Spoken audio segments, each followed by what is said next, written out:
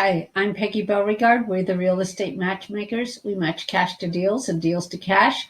We save you time and you make money because the deals come to us and the returns go to you. And I wanted to talk to you about Warren Buffett.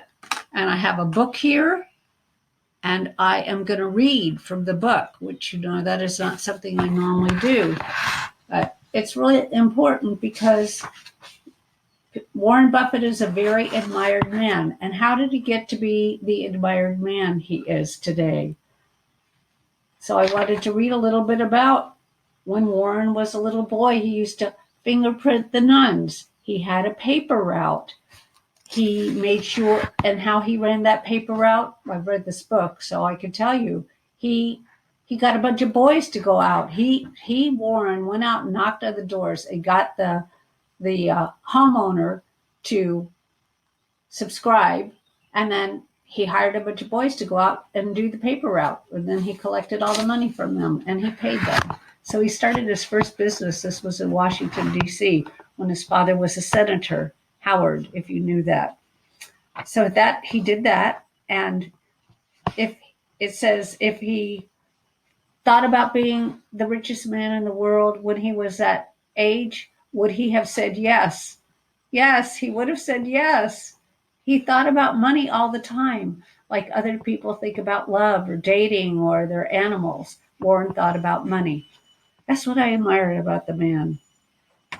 And this is a passion that led him to study a universe of thousands of stocks. It made him burrow into libraries and basements for records nobody else troubled to get. You see, here's the real thing. He did things that nobody else did. He went where no one else did. And how do you be successful? You do what nobody else is doing. You go where there's no competition. That's part of it. So he sat up nights studying hundreds of thousands of numbers that would glaze anyone else's eyes. He read every word of several newspapers each morning and sucked down the Wall Street Journal like his morning Pepsi, then Coke. He dropped in on companies, spending hours talking about barrels with the woman who ran the outpost of the Grief Brothers Cooperage, or auto insurance with Lorimer Davidson. He read magazines like the Progressive Grocer to learn how to stock meat departments. He stuffed the back seat of his car with Moody's manuals and ledgers on his honeymoon. Boy, that must have been fun. He spent months reading old newspapers dating back a century. See, here's something else nobody would think about doing. So it goes on and on about how he analyzed economic statistics, dropping in and meeting people, reading biographies of the people he admired, looking for lessons he could learn from their lives. And trust me, every biography you read, there are tons of lessons to learn. That's what's so great about reading biographies. And the library's full of them.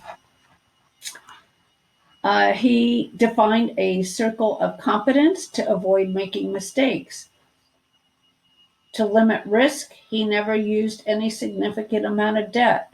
He never stopped thinking about business, what made a good business, what made a bad business, how they competed, what made the customer loyal to one versus another. He had an unusual way of turning problems around in his head, which gave him insight nobody else had. He developed a network of people who, for the sake of his friendships as well as his sagacity, not only helped him, but also stayed out of his way when he wanted them to.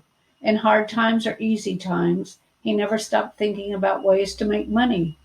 And all of this energy and intensity became the motor that powered his innate intelligence, temperament, and skills, and continually surrounded himself with people he thought that were smart, continues to do that today. And did he make mistakes? Oh my God! He made lots of mistakes. He made so many mistakes. It's not making the mistakes. It's how you come out of the mistakes. We all make mistakes. We all step in holes. I'm still repairing from a hole I stepped in where I broke my tibia. So Trust me, we all make mistakes. How you deal with a mistake and how you come out of it. If you go back and look at the history of Salomon Brothers, Warren Buffett, in my opinion, went invested in that company for the without doing the correct due diligence. My opinion.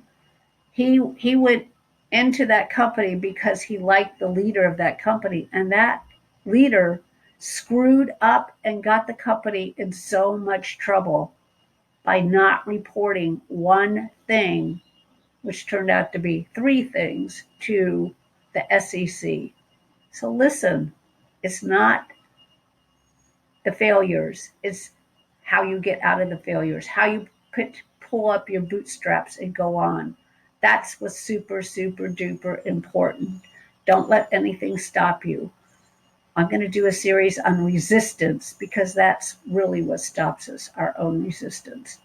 So there you go, Warren Buffett.